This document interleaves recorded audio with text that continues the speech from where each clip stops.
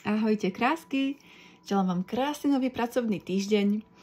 Dneska sa mi nepodarilo dokončiť energiu dní už včera, aby ste to mali ráno na e-maily alebo ráno v facebookovej skupine.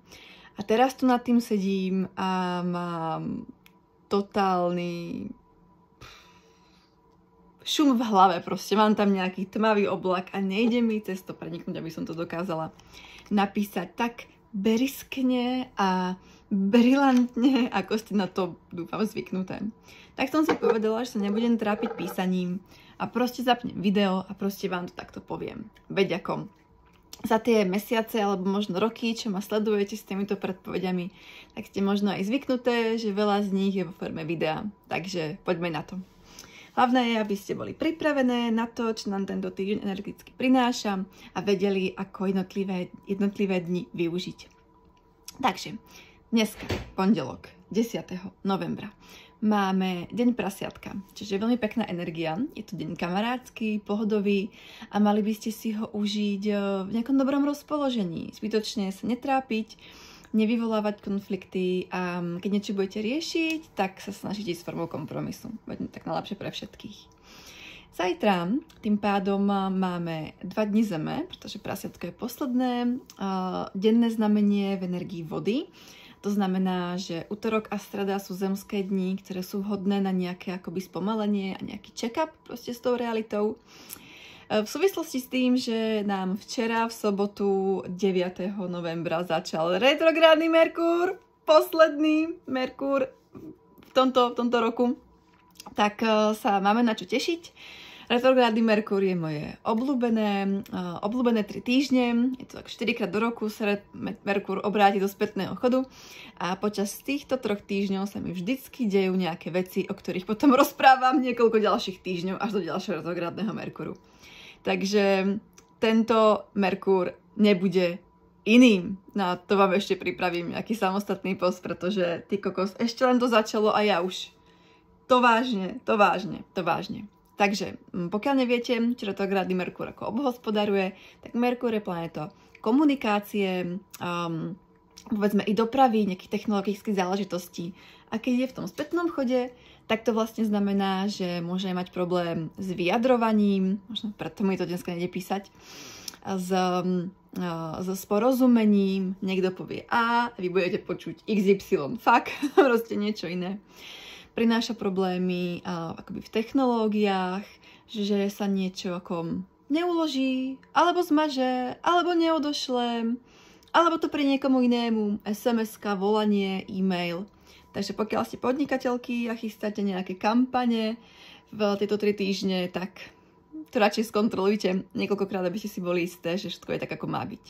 No, prináša to aj komplikácie vlastne v doprave, oneskorenie spojov, problémy proste s autom alebo proste s takýmito vecami, ktoré súvisia s tou komunikáciou a dopravou. No, takže tak. Držte sa, kočky, sú to iba 3 týždne a toto obdobie nám vlastne vraví, aby sme na seba tak netlačili, než tak na výkon, nespoliehali sa, že veci pôjdu jak hodinky a dopriali si tam takú väčšiu flexibilitu a uvoľnili sa do toho života. Keď sa vám ozve váš ex, tak si nemalujte ružové zámky, nenafokujte si ružové obláčiky, to tiež môže retrográdny Merkúr. No. Takže to je tento teraz vlastne až do konca mesiaca, do 29. novembra. A tie ďalšie dni v energii týždňa máme v útorok je dikobraz, to znamená, že choďte na prechádzku a študujte. Tento deň je taký ako pomalejší, skôr dovnútra zameraný. V stredu je deň vlka.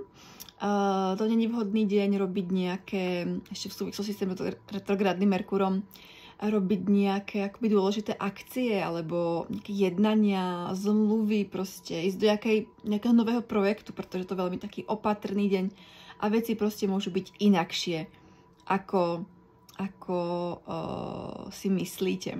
No, tak teraz napadá, to je jedno o tom vlkovi.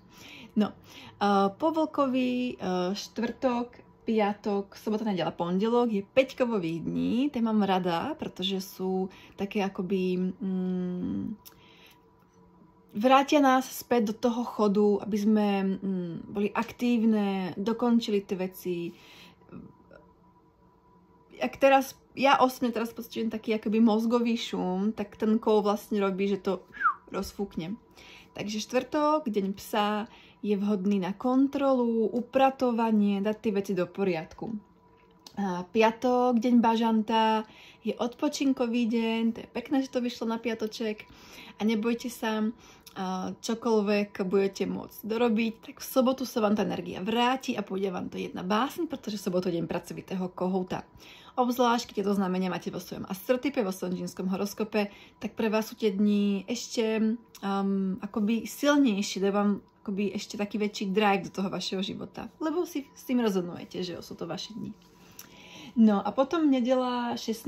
novembra je deň Havrana, to je taký deň pesimistický, môžete mať pocit, že veci sú horšie, než v skutočnosti sú, ale berte to ako výhodu, pretože ten Havran prichádza, aby vám pomohol odhaliť nejaké chyby.